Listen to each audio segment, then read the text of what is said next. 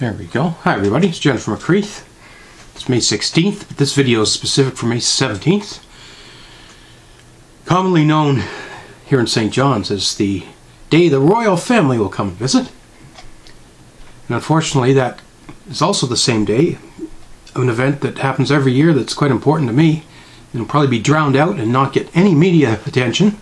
So I'm going to put this video out there and remind everyone that May 17th is International Day Against Homophobia, Transphobia, and Biphobia, formerly known as Idaho, not the potatoes. The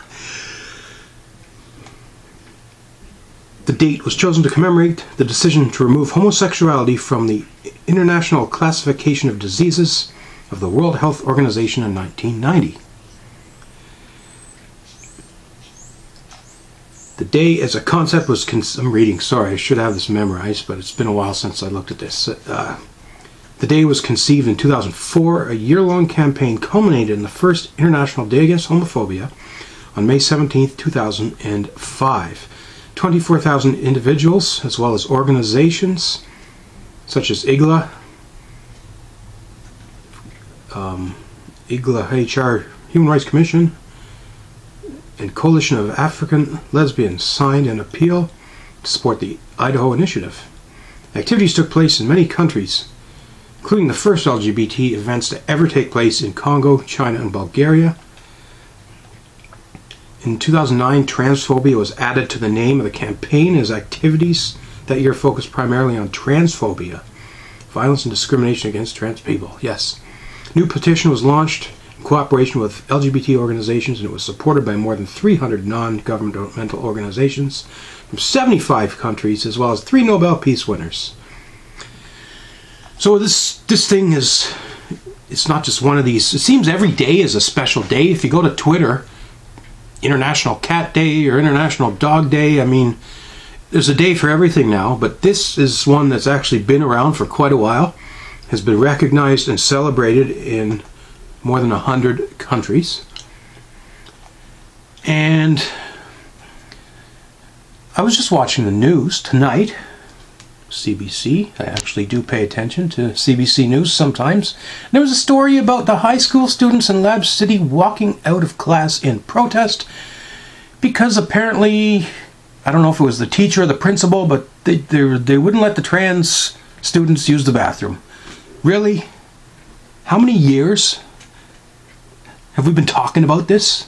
How many years has this been front page mainstream media issues? We're still at this level? Really, Labrador? And then they interviewed someone with a so-called Pride Committee and they said they weren't aware that there were issues. Sounds like they don't have a clue what's going on up there. It's disappointing that the trans educational piece has not made its way to the teachers and principal of the Lab City High School.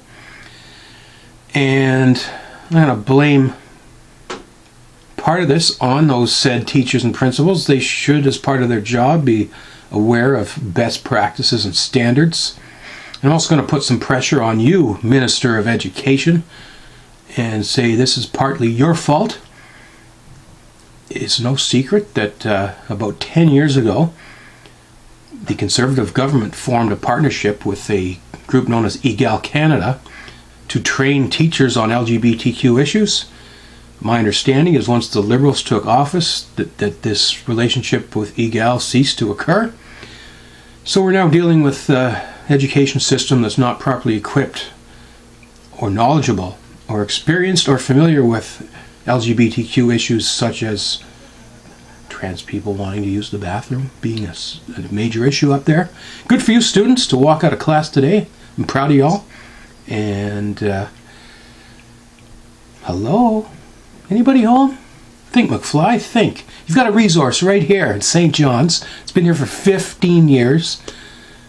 Someone who has been through this all. I've dug the holes. I've built the foundations. Yes, it was me 14 years ago going to the bathroom. Made 6 o'clock news. But it was because I had actually educated someone that me going to the bathroom is not something to be concerned with. Apparently you don't watch NTV News up there in Labrador. Go into your YouTube machine and type in Jennifer McCreath 2008 and you'll get a 101 on trans people going to the bathroom. It looks just like anybody else walking in and out of the bathroom. Nothing to be afraid of. Come on, folks, we got to do better than this. And we're all family, whatever. That doesn't really add value to my life. I'm still worried about homophobia and transphobia continuing to be a problem right here in St. John's, Newfoundland, as well as Labrador, obviously. And I'd like to see more of our so-called community leaders stepping up to the plate and talking about these things.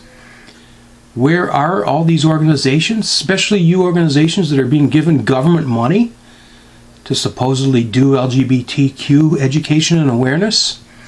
Why is it that it has to be little old Jennifer McCreath turning on a YouTube video, or a group of high school students that have to stage a walkout of school protest? Y'all got to do better than this. And I'd like to hope that you will start doing more. Otherwise, I'm going to be more vocal. St. John's Pride, I've got my eyes on you people as well. I see your website doesn't exist anymore, and that has me concerned.